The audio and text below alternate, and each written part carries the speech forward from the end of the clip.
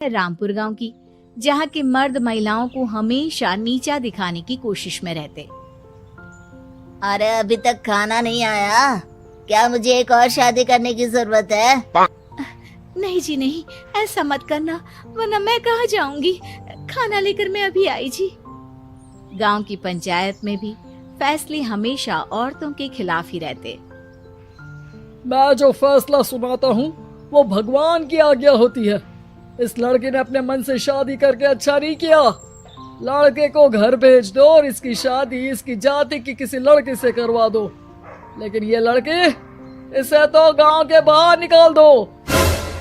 नहीं नहीं जमींदार साहब, ये क्या बोल रहे हैं? ऐसा नहीं हो सकता।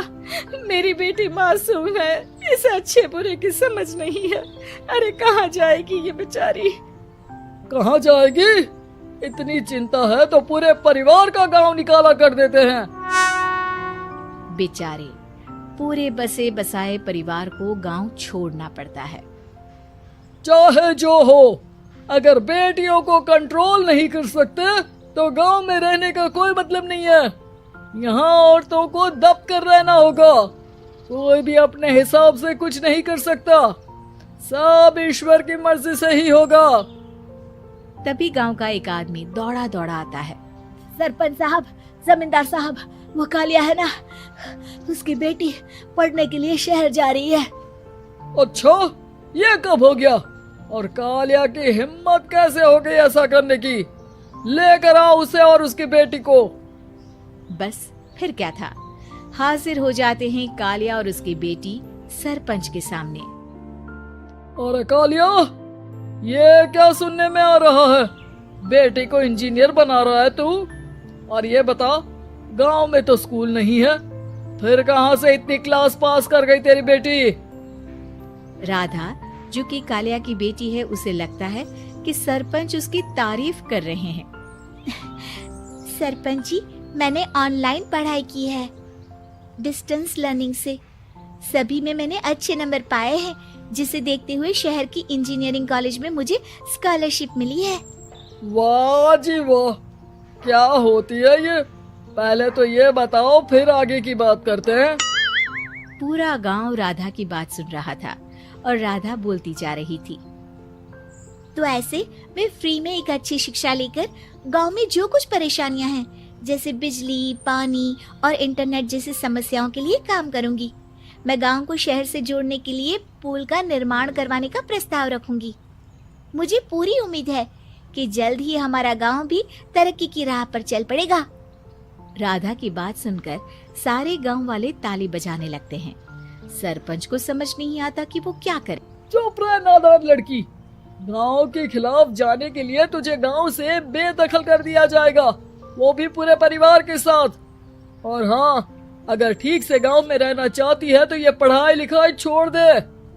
हम तेरे लिए गांव का कोई होनहार लड़का देखेंगे। तभी गांव का एक आदमी बोल पड़ता है। अरे नहीं नहीं सरपंच जी, राधा बिटिया जो बता रही है, अगर वैसा हो जाए तो हम लोगों को पैसा कमाने के लिए बाहर नहीं जाना पड़ेगा। हाँ जी, और ना ही कोसों दूर पानी के लिए भटकना पड़ेगा। हमारे बच्चे भी अच्छी पढ़ाई कर सकेंगे और आगे बढ़ेंगे, ना कि हमारी तरह खेती करते बैठेंगे। क्यों गांव वालों, राधा बिटिया का साथ देना चाहिए ना। सरपंच देखता है कि गांव राधा के साथ है तो वो चुप हो जाता है। वो घर आकर अपने सलाहकार से बात करता है, जो बहुत ही चालाक किस्म का इंसान होता है। अरे सरपंच साहब, आपको बहुत ही होशियारी से काम लेना पड़ेगा। एक बार गांव तरक्की कर गया, यहाँ के बालक पढ़ लिए तो कोई ना पूछेगा आपको। और फिर ये जो बेटा और बेटी है ना आपके, इनको भी आम लोगों की तरह ही जीवन जीना होगा। हाँ, लेकिन करे तो क्या करे? वो ना आप मुझ पर छोड़ दीजिए, बस मैं जैसा बोलूं करते जाइए।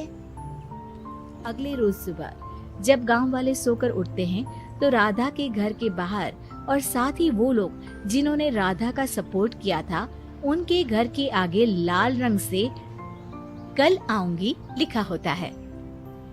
कल आऊंगी, यह क्या होता है? अरे यह तो खून से लिखा है, लगता है कोई भूत प्रेत या चुड़ैल का साया है। चलो सरपंच जी के पास चलते हैं। सभी सरपंच के पास जाकर उसे सारी बात बताते हैं। अरे ये तो बड़ी मुश्किल की बात है। चलो मैं एक बाबा को जानता हूँ, उन्हें बुला लेता हूँ। सरपंच बाबा को लेकर गांव के घर के बाहर जाता है। ओहो, तो ये वो चुड़ैल है जो उन लोगों को निशाना बनाते हैं जो गांव को बदलने का सपना देखते हैं।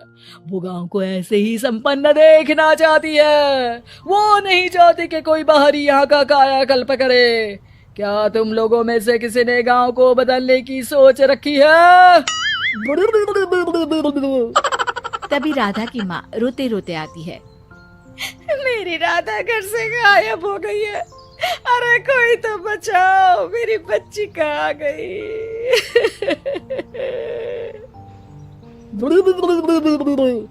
ले गई वो चुड़ैल, तेरी बच्ची को ले गई। अब वो उसे श्रापित करके छोड़ेगी, उस पर चुड़ैल का साया हो जाएगा। तभी बुरी सी हालत में राधा भी वहां आ जाती है। उसके बाल चुड़ैल की तरह फैले होते हैं और कपड़ों में खून लगा होता है। सभी राधा को देखकर डर जाते हैं। माँ, पता नहीं मुझे कौन उठा कर ले गया था। अरे दूर दूर हो जा चुड़ैल, अब हम लोग इस गांव में नहीं रुकेंगे।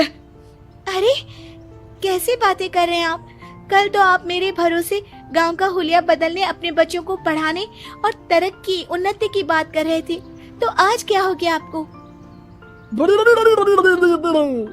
ये फिर तुम लोगों को बहकाएगी। ये चुड़ैल गांव में आ चुकी है, ऐसे ही ये तुम्हारे घर के बच्चों को भी ले जाएगी। गांव वाले राधा को गांव से बाहर निकाल देते हैं। उसके माँ बाप रोते रहते हैं, लेकिन गांव वाले नहीं मानते। मैं भी अपनी बहन के साथ गांव के बाहर रहूंगा, लेकिन वो पढ़ाई नहीं छोड़ेगी। वहीं सरपंच के घर पर सलाहकार कहता है। देखा, सांप भी मर गया और लाठी भी नहीं टूटी। लेकिन अगले ही दिन सरपंच के घर के बाहर भी वही शब्द लिखे होते हैं। और फिर सरपंच की बीवी कहती है, हमारी बेटी को किसी ने अगवा कर लिया है। तभी राधा का भाई वहां आ जाता है। अरे गांव वालों, मैंने सरपंच जी की बेटी को देखा था। वो चुड़ैल उसे उठाकर ले जा रही थी। अरे क्या मजाक कर रहे हो? नहीं नहीं सरपंच जी, आप नहीं जानते।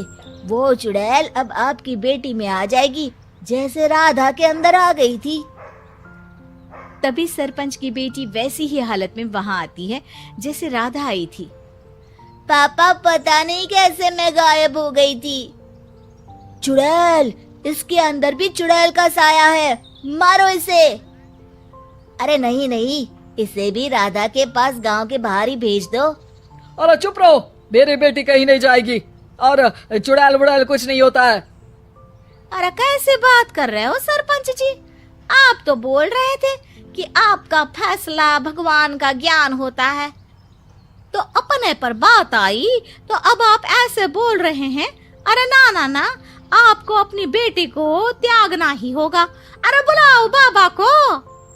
राधा का भाई बाबा को ले आता है, जिसे अब गांव वालों के डर के कारण सच बोलना पड़ता है। मैं कोई बाबा नहीं हूँ, मैं तो मोची था। ये सलाहकार महोदय ने मुझे कहा था एक्टिंग करने को। अब वो मुझे पैसे देने वाले हैं। अब मुझे माफ कर दो। गलती हो गई, मुझे माफ कर दो। तभी वहां राधा आ जाती है। देखा सरपंच जी, जब गांव के बच्चे साक्षर होंगे तो आप जैसे लोगों की चालाकी नहीं चलेगी।